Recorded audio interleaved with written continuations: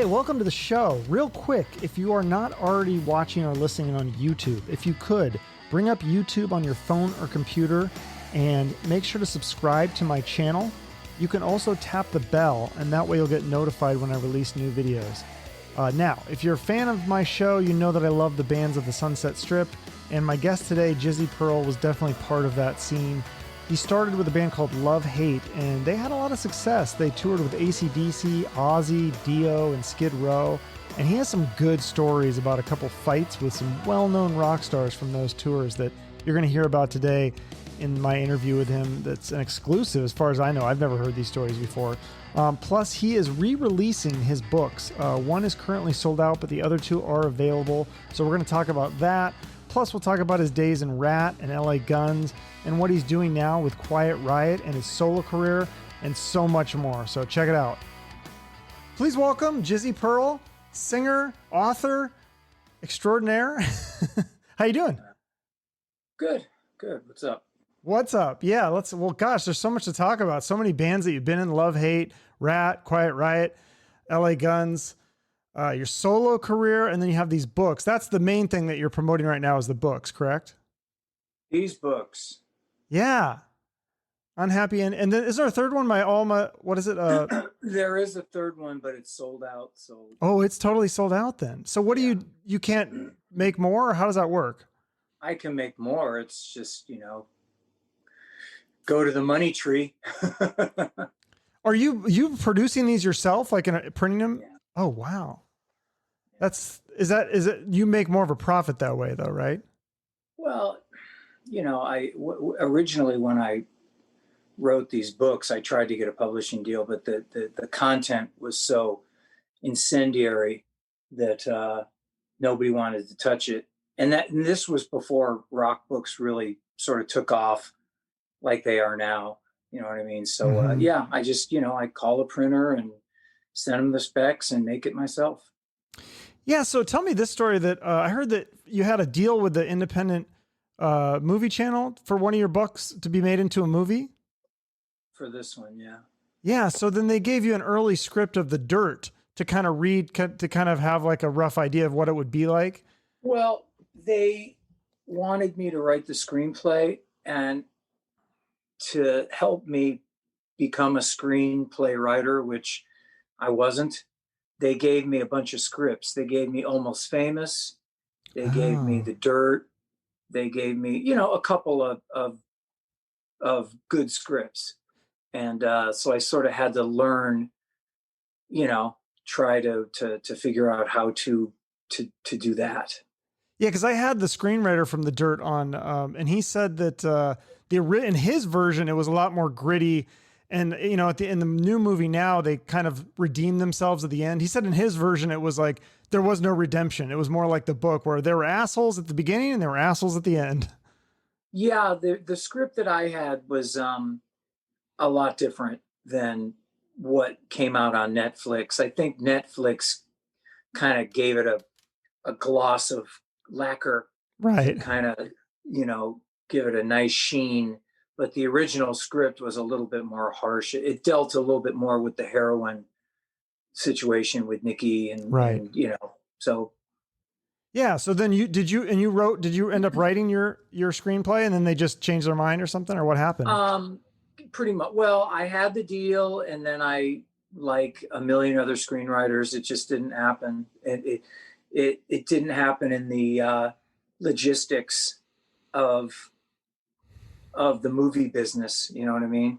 So yeah, at the time I was kind of bummed, but I realized that 99% of movies don't really get made anyway. So, But did they pay you for the screenplay and then they what is it, like option? Is that the word? Like where they buy it and then they just something like that. Okay. They option it and then we go from there. So, but I mean, that was a long time ago. Would you be trying to get any of these books made into movies now, or? I hadn't even thought of it. I mean, I'm literally touring every weekend with Quiet Riot. So most of my energy is being devoted to jumping around on stage. Yeah. And then, but there also may be a fourth book coming out too, right? There is a fourth book for sure. Oh, I'm about 230 pages in, so I need to write a couple of more horrible, dark stories to sort of to finish it, but it's pretty much done. yeah. That's so what is this one, the fourth one called? Do you have a title for it yet? I don't. Okay. I don't. It's in the same vein. I mean, you read the one book. It's sort of in the same vein as all the rest of them. It's sort of 50% Hollywood Sunset Strip subject matter, and then the other half is sort of straight out Black Mirror fiction. Yeah, what was the one that I was reading some of it, and it said the worst ways, the unhappy endings is the book I read, but then also I think that chapter was called Unhappy Endings, where you talk about the worst way to die. And you talk about this guy being backed up into a wall, and then they build bricks around him, and he's literally buried alive in a wall and just left to die. That would be a long, dark way to go, right? 3 weeks or something, just till you starve to death. 2 weeks. Yeah, yeah. This protagonist was pretty pissed, and pretty crazy. So yeah, he gave all his friends a big shellacking. Do you think that is the worst way to die? Is that's got, I can't think of much worse. Or what do you think's worse? No, I draw from my past. I mean, one of the guys was scared of sharks because we had seen Jaws so many times that he refused to go on the water anymore. And we were all California body surfers. I mean, pretty much every weekend. And he just stopped flat out because he was scared to death of going in the water because of the movie. I mean, I think a lot of people were. And then, the buried alive thing comes from the Edgar Allan Poe story, and so on and so on. Yeah. So is the best way to die maybe just in your sleep at 80 years old? I don't think there is a best way to die, but I'm thinking, natural causes would be the least painful, because like if you're in your sleep, you wouldn't even notice, right? Yeah, you just float away, like in Ghost. You just float away. Yeah. Oh, well, let's can we talk about love hate a little bit, or? Sure. Yeah, that's always a fun bit. That's how I first heard of you. It was I think it was on one of those compilations. I feel like it was the song Rock Queen. I think that's one of my favorite love hate songs. But that's not, the Blackout in the Red Room is technically kind of a bigger hit, right? Yeah, for sure. Is that what is your favorite song off that first record, Blackout in the Red Room? Because that's kind of the biggest album for that band, right? That was for sure the biggest. Yeah. I would say Blackout in the Red Room or that song Tumbleweed would be my favorites. I think that's cool. I noticed that I haven't seen Quiet Riot with you guys in it, but I saw the set list that you include Blackout in the Red Room with Quiet Riot. Yeah. Oh, and we're doing Blackout. Yeah. Yeah, that's kind of cool. Now it's killer. Yeah, it's great. It's great that, I mean, obviously Quiet Riot's been around for 40 years and their songs are iconic, the hit songs. And it's nice for me to be able to, while I'm singing other people's songs, it's nice for me to sing one of my own.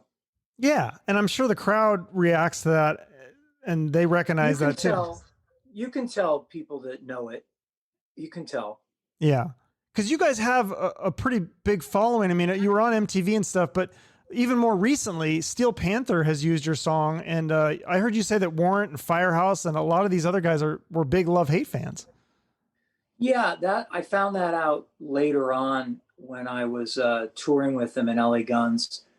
I found out that these guys were big Love Hate fans, and my record was one of the records that was being played on their bus a lot, which is great. I mean, Firehouse guys and Warrant guys and a lot of bands, because my band was unusual.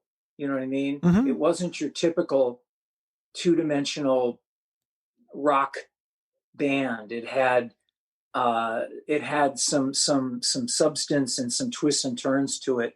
And now 30 years later, I think the record still stands up for sure. Mm-hmm. Yeah. So back when that first record was released, and then you guys toured with Dio, and AC/DC. I mean, what was it like at that point? You must have felt like you've made it. Like, right, you're on top of the world. You've got videos on MTV, touring with AC/DC. It couldn't get any better than that, right? Yeah, little did I know. Well, that's when you get a record deal and you're young, which I was, and I had no business sense. I had no sense of anything. Here's your record deal. You just immediately think about all the cliche things that you're going to be rich, you're going to live in a mansion, and you're destined, and this is just the way it's going to be. This is going to be your life. Arenas, gold records, MTV, chicks, you know what I mean? You just figure that this is the way it's going to be forever. And then, you know, reality hits you in that the record companies extract their pound of flesh daily. You know what I mean? There's every salami on that food tray had a little barcode on it, and we had to pay it all back. You know what I mean? Right. I've heard stories like this where the record company takes you out to this really fancy dinner and you're like, oh, that's so nice of them. But then they charge you for the bill. It's it's on this. Of course. Yeah. They bill you. Yeah. But I mean, tour support, the thing about it is that back then, bands were given tour support, which was absurd money. You know what I mean? It costs a lot of money. Buses are expensive. Mm-hmm. You know what I mean? And hotels and flights, and especially if you're going to Europe, you know, the buses there are even more expensive. So it it adds up. We toured with Ozzy and Skid Row in Europe for months. You know what I mean? And yeah, at the end of that tenure, there was a big old price tag. Yeah. So tell me what happened with that tour with Skid Row. Is it true you got into a fight with Sebastian Bach? Is that a true story? I got into a scuffle. Scuffle. Who won? My problem was I was drinking a lot. My band was sort of known. The songs were about drinking, and we were, you know, partiers. I mean, we were having a good time. And I was out there with those guys, and I said the wrong thing to Sebastian. I just said something stupid, and it kind of got into a little bit of a tiff. And then the next morning, I woke up and I came downstairs in the hotel lobby, and one of my band guys said, "Congratulations, we're kicked off the tour now because of you." And I didn't want to believe it. So we had a long van ride. It was in England, so, you know what I mean? We had a long van ride to the next show. And I was sitting up front, and I could feel the eyes of hatred from the other three guys burning into the back of my head. And, you know, because that's unacceptable. You're a tour ruiner, and that makes you a dick, you know, and you cross the line. So when I got to the next gig, they were all in a dressing room, and I was pacing. There was this long hallway backstage. I think it was in Edinburgh, Scotland. There was a long hallway backstage, and the dressing rooms were situated, I guess, Skid Row and LA Guns and then us or whatever. And I was pacing this hallway, and I was just thinking to myself, whatever I got to do, which might include knee pads to save the tour and not go home in disgrace. You know what I mean? Okay. And I was sitting there, and then the door opened, and Sebastian, you know, who's a tall dude, he peeks his head through the door, and I look at him, and he looks at me, and there was like a 2-second thing, and then he just goes, "Oh, fuck it. Oh, fuck it. I'm sorry, dude." And I go, "I'm sorry," you know, and we're hugging, and I look over his shoulder, and all three of my band guys are peeking out through the door going like this. like Manny Mo and, you know, like Mo, Larry, and Curly. So you made up. Well, yeah. The thing is, sometimes when you're on the road and you're on the road for a long time, you know, it's a different reality than real life. It's just, you're traveling a lot. You're never really rooted anywhere because you're always into the next town, and people want a piece of you. You always have to do a lot of interviews and photo shoots, where for me, I would like to just lay down and recover from last night's binge drinking.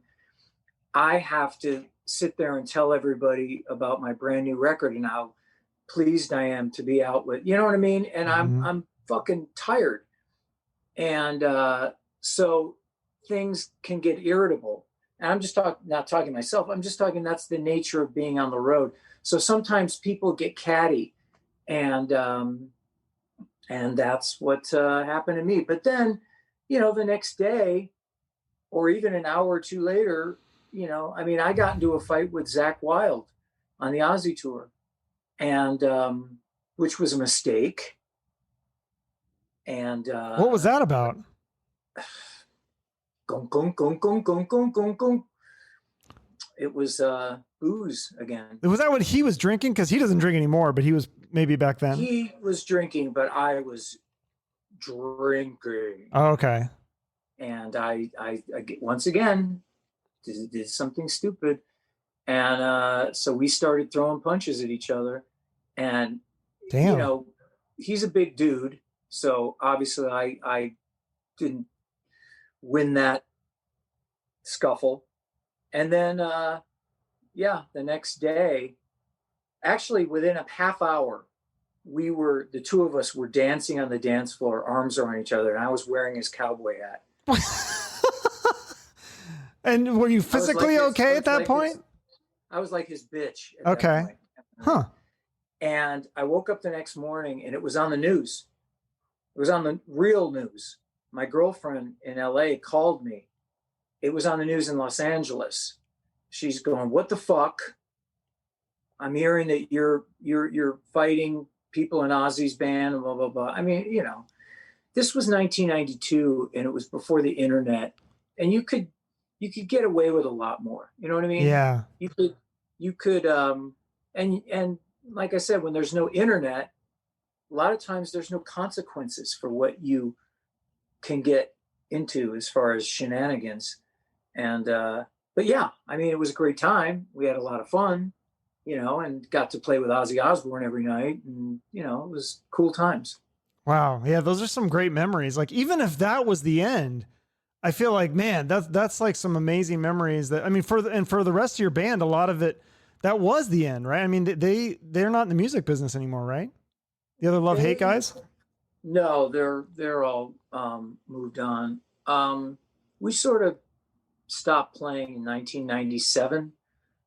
We tried to carry on, but what happened was, and this happens to a lot of bands for sure, is that at a certain point, the band stops being your priority, and which it was for a long time with us. I mean, it was nauseating. All we did was talk about the band, think about the band, come up with schemes to make the band better. You know what I mean? Mm-hmm. Writing new songs, it was an all-consuming thing, and it was all you did and all you thought about. And then people get married and they start having kids and they start to pull away. And it's like kids that were best friends in high school, and then all of a sudden after graduation, you know what I mean? It's just not the same. So in 1997, everyone sort of left, and I was the only like in the movie I Am Legend. Will Smith. Yeah, that was me. Okay, that was me. Yeah, and you talk too about like jealousy though in your Unhappy Endings book, and how you used to be in this cover band with your friend, and then obviously you went on and you're doing tours with AC/DC and Ozzy and stuff, and he didn't. Why do you think that? But you said at the time when you guys were in the cover band, you thought this guy is going to take off. He's really smart. He can fix cars. He's musically talented. He gets all the girls. And for whatever reason, you took off and he didn't. Why do you think that was? Well, one thing is that I was in a band with a bunch of guys whose sole mission in life was love hate. Mm-hmm. And when you have that sort of drive and perseverance, you know, it's not to say that you're going to be successful or have a record deal, but basically there's no safety rope. No one really had jobs. It was do or die. And when you have that degree of commitment, it's very powerful. And I did a podcast yesterday with a friend of mine who was in a local band in LA at the same time that we were there, and he echoed that we were like a platoon of hardened, you know, special forces guys, and when we went out, it was those are those guys, you know what I mean? Mm-hmm. And that's a lot of people can't make that commitment. You know what I mean? Mm-hmm. They really can't, especially now. Yeah. Because Facebook and the social media is so, it doesn't allow you to um uh it doesn't allow you to not look at reality. You know what I mean? When we were on the Sunset Strip and we were playing and we were doing bands and stuff, you know what I mean? You can basically comfort yourself with the idea that you're going to make it. I'm destined to make it. Nothing's going to stop me. But I guess nowadays, all you have to do is go on Facebook and everyone says, "Oh, you suck. You'll never make it." You know what I mean? Your songs stink. And that might influence you to maybe not be 100%. You know what I mean? Well, maybe they're right.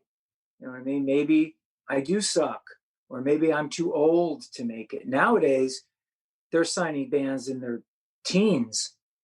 You know what I mean? They're signing bands in their teens because they want to rip them off, basically. That's because, sad. Well, it's the record business is a business, and they're very sneaky. And, you know, Prince had a problem with his label. A lot of people have problems with their label. You know what I mean? If you're not successful, you're a dick. If you're extremely successful, they'll let you do whatever you want. You know what I mean? Yeah. So tell me about that, because your second album, Wasted in America with Love Hate, wasn't the record company originally, is it true they rejected every song that you guys turned in for the record, and they wanted you to have, you wanted a more of a crossover sound, and they thought you guys were losing your edge? I think, well, how that happened was, we wrote a bunch of songs and I think that when we went into the demo stage, we just assumed that they were just going to be okayed, you know, because we're geniuses. And you know, at the time, well, you got to understand, at the time, Blackout in the Red Room was best record of the year in the UK, and Metal Hammer and Kerrang. We got a lot of accolades for that record. You know, I mean, it didn't sell millions of records, but I mean, best record of the year. You know what I mean? So we're thinking we're going to make, you know, Wasted in America is going to be better and bigger and blah, blah, blah. And what happened was we didn't take enough time. And then they just said, well, look, why don't you go back and fix these songs? And we did, you know, and we did, you know, we weren't idiots about it. You know what I mean? We just kind of went back to the drawing board and fixed it. So do you think they were right in hindsight then? They right and wrong. They picked the wrong single for our first single. They picked this song called Happy Hour, which is kind of like a Chili Peppers progressive. It was a weird song. And maybe it was our fault for putting it in there, because we like to have different songs. You know what I mean? We it's not like AC/DC where every song sounds similar. Right. We like to have the variety. And so they picked that song, and then that song tanked. And when that song tanked, we're to blame. You know what I mean? Right. So that's kind of, I mean, that's what was your favorite song? What song do you think you should have had the as released as a single from that album? There was a song called Miss America that was sort of a radio friendly song. I mean, I don't know if it would have done any better. You just don't know. Mm-hmm. You just don't know. The thing about records and record deals and the music business is that it's all a crapshoot. I told this story before. Columbia Records was a very conservative label, and they didn't know what to do with us. We were different. We were these guys. Mm-hmm. You know what I mean? And what do you know, when you have Barbra Streisand and you have Bruce Springsteen and then you have these guys, I mean, what do? How do you market? And they didn't really know what to do. And I was friends with the Alice in Chains guys. They were on our label. Right. And Layne told me, we were at a party, and he told me that this is when Man in the Box was huge. This is when they were just breaking huge. Mm-hmm. And he looks at me and he goes, dude, they didn't do anything. Man in the Box had 80 radio stations and it wouldn't go away. And it was that fucking song. And they're taking credit for it, like they are the geniuses. But it was the song. And it was, obviously, it was, grunge was sort of coming in and the cock rock was sort of coming out. And they were at the right time. And it's a great record. Mm-hmm. And it's a great song. And he was telling me stories of how Rolling Stone went into his closet and tried to pick his clothes for him. And he's just going, fuck. He wasn't prepared to be a product. You know what I mean? He wasn't prepared for that. Maybe that's one of the reasons he kind of did what he did. Yeah. So did you stay friends with him after because Alice in Chains took off and they were just so big? Do you kind of lose touch with people like that when you have that friendship? Well, I was in LA and they were up there. You know, they were up there and they had it's just weird when that whole grunge thing happened. You know, our brand of Sunset Strip rock was dead. I mean, it was dead on arrival. And we were still making records and we were still playing, but record companies were just not interested. Sorry, dude. You know, you got this weird name, Jizzy, and you're, you know what I mean? And now we're all about, you know, Seattle and singing songs about being depressed and that's just what happens. It's almost like how disco became uncool just immediately. Right. Our brand of rock, I mean, like the Warrants and the Firehouses and stuff like that, we just all immediately became uncool overnight. So because you guys did, I think, 6 or 7 albums, you kept going well into the 90s. What kept you going then? If that music wasn't cool, there must've been somebody that liked it, or did you just do it for your own artistic integrity? Or we did it because we thought that we could weather the storm. You know what I mean? We thought that we're really good and we'll survive this. And what happened is guys got married and guys didn't want to, you know, commit like they used to commit. I mean, it happens all the time. And it was just, you know, that's just the way it was. And we did a couple more records and we did some tours and we were still sort of big in Europe. So we could still go over there and do okay. But, you know, the writing was on the wall and these guys wanted to, you know, have regular lives and they couldn't pay mortgages with music anymore. And so they all moved on. And then it was just me all by myself. And you kept going. And then somehow tell me the story. How did you get the job for LA Guns? Did Tracy call you or did you have to audition or how did that work out? Cause that's a big break. I just got a phone call. a booking agent called me and said that they were looking to replace Phil, and that guy Joe Lestay, the Bang Tango guy. Mm-hmm.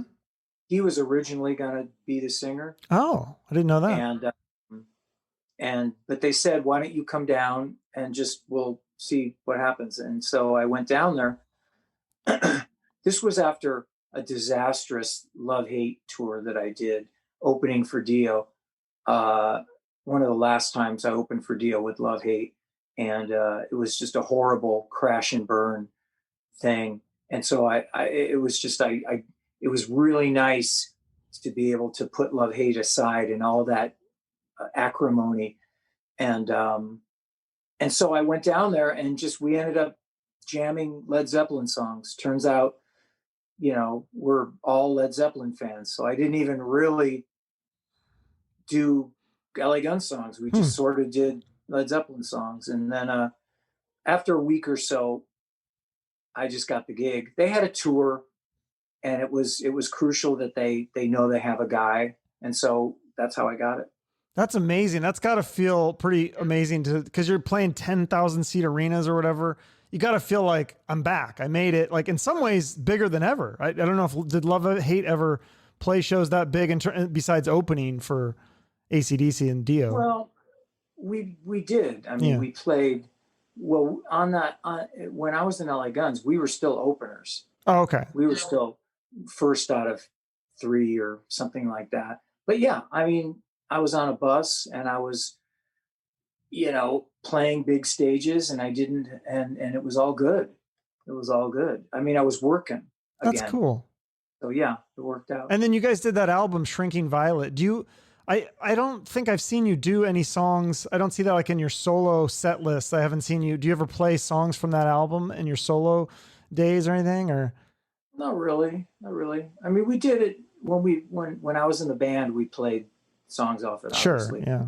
But I have so many solo records that, I would rather play songs that I like more. Fair enough. Yeah. You don't ever get requests for that, or because that's kind of good.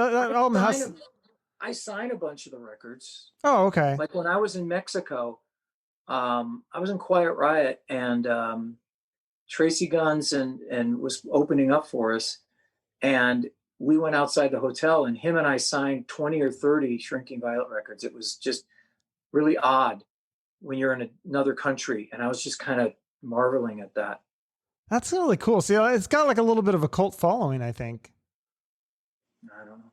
Yeah, some good songs, but yeah, I think it's interesting too that Steve Riley called you for LA Guns when he started doing his version, and he offered you to a job to come sing for him. He did. Well, yeah, but again, I had already been in a situation where there were two LA Gunses, and right. It was just, I didn't want to deal with that again. This he said, she said, or he said thing. You know what I mean? And I just didn't want to do it. I mean, I really like the songs.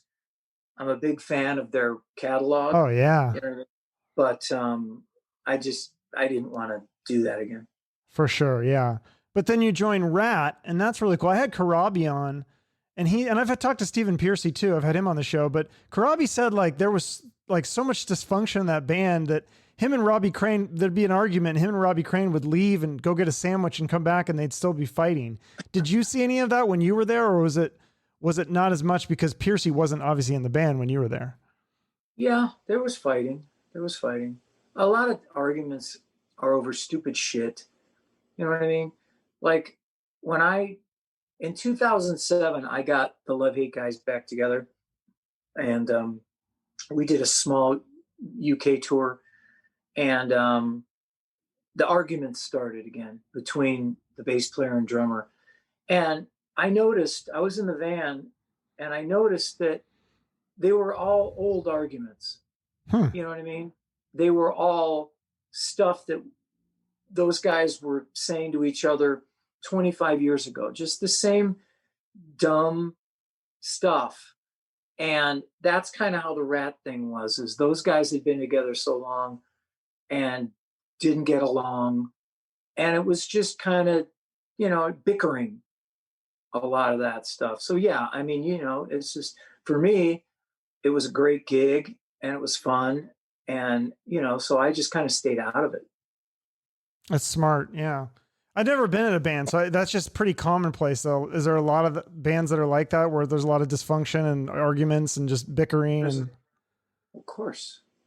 Of course. what is it about? Like, is it about like, I think my drum should be louder, is it those kinds of things about the music, or is it about things that are totally different? It's that and 100 other stupid things. I mean, the set list, arguing over what song should be here and what song should be here, and where's my coconut water? Who stole my iced tea? I mean, you know what I mean? It's just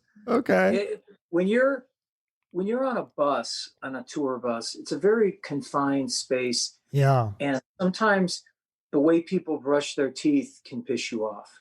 You know what I mean? It's just, especially when when I was in Ratt, we went out for months at a time. We toured for months. And I wouldn't come home for 3 months from being on a bus. I mean, to where I didn't even recognize my house anymore. You know what I mean? So yeah, I mean, it's just, but there were also a lot of really awesome times, and Warren DeMartini obviously is an amazing guitar player. So I got to stand on stage with that dude every night and just look over and go, wow, you know what I mean? I'm on stage with this legendary dude. For sure. So it sounds like it's kind of like having 3 or 4 wives that you're having to deal with in some ways. I suppose. I mean, it's not all. It's a lot of good, but yeah, there's that bickering and the nonsense too. Sure. So tell me about, you joined Quiet Riot in 2013, and then you quit to do solo work. Then you rejoined. Now you're back in it. So tell me about Quiet Riot. You're Alex Grossi. I've had him on the show. He's great. And tell me what it's like working with Quiet Riot. Well, it's weird not having Frankie Benali around, obviously. For the last year of his life, we were doing gigs. He had gotten enough strength to where he was doing gigs, and that was really awesome. But then at a certain point, he couldn't do that. So, I mean, it's the brand and it's the band carrying on, and the music in the catalog are what people want to hear. So, we just try and do our best. You know what I mean? We don't like I said this in interviews before. It's just, I'm not the original guy. It was never my original band. You know what I mean? So I'm just trying to do the best I can with those songs that were written and have such, good name recognition with fans. For sure. Yeah. And you guys have a new record coming out though, with Frankie playing the drums on it, correct? Yeah, there's some stuff being done. Some stuff we're working on. That's exciting. And then also tell me about your solo career now. Cause you have, I heard the new single, what Soul Mama. I've listened to it a few times, really catchy tune. And the new record's called Hell, California. It's going to be out sometime in the next few months. Probably January or February of next year. Okay. And yeah, I mean, it's a Golden Robot record, Australian label, and yeah, it's a good record. I mean, I'm proud of it. So yeah, there's another single coming out, I think, in a couple of weeks. Okay. So yeah, so it's good. So what is Golden Robot? They've got some great artists that I'm a fan of, anyways. What do they provide in terms of support? I mean, obviously it's not as big as Columbia, Sony back in the day, but they still do some marketing for you and help out.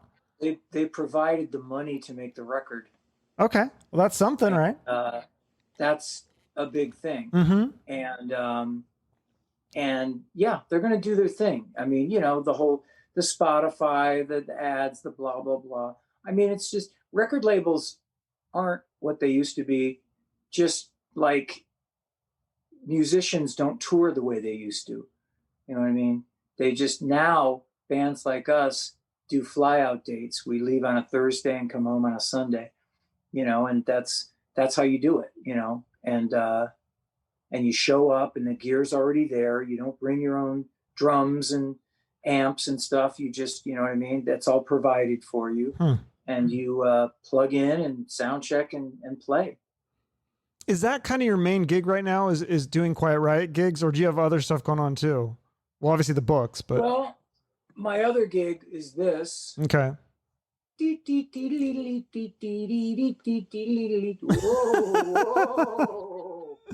Let's talk about the books. Yeah, let's talk more about it. So like I said, the one I got, you sent me, was Unhappy Endings. I mean, there's like so much random, like weird shit in this book. Like you talk about pharmaceutical companies over medicating people, chemtrails. You talk about how you used to write reviews for porn magazines. I mean, there's so much. What's your favorite part? I don't know. I mean, the whole thing is just like, you're definitely not bored reading this book. Well, like the whole porn thing was just a fluke. I got a call when I wasn't in LA Guns anymore, and I was looking for a gig, and a guy called me out of the blue and knew that I was a writer and said, "Would you like to be the editor of a anal magazine?" And I mean, just how weird is that? I mean, you know what I mean? And even as a guy who played in a band, you got eventually you got grossed out by this, right? I got into Ratt, and I was touring, and they were saying to me, well, you can bring this stuff on the road with a laptop and you can still do this and sing. But it had reached the point where, I mean, literally I'd have this horrible pictorials on my laptop, and guys would walk up to me and go, what the fuck is this? And you're like, I'm working. Yeah, it was a little embarrassing. And so I just thought, maybe I'll just do the music thing again and put away the porn. Yeah, because when you're in Ratt, that's probably paying the bills enough where you don't need to do that, right? Yeah, exactly. I mean, there's other stories. There's other stories in there too, where I was a driver for strippers at night. One of those guys that waited until the bars let out, and then these guys would call the escort service, like in a free press magazine, and you had to show up at their apartment or their hotel room, and the woman would finagle money out of the guy, and then you just run for your life when you've got his money.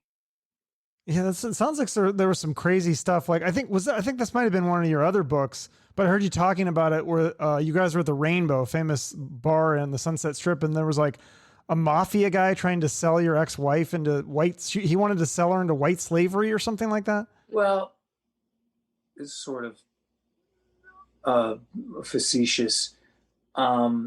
He had girls with him, and the girls that he had with him looked like girls that were hostage. You know what I mean? He probably had their passports. I mean, this is what pimps do. They take women's passports, so if they're from another country, they can't speak English too well, and they sort of force them into prostitution or whatever. But I mean, his manner when he approached me was, you must be a pimp too, because you've got two ladies. You know what I mean? And so I just weird. And so I just kind of, backed off, because there are mafioso types that hang out at the Rainbow. You know what I mean? And so I just backed off, and I said, it's time to get the fuck out of here. Yeah, I guess that's the best thing to do in those situations, huh? I like your TV show ideas too. That was another part of the Unhappy Endings.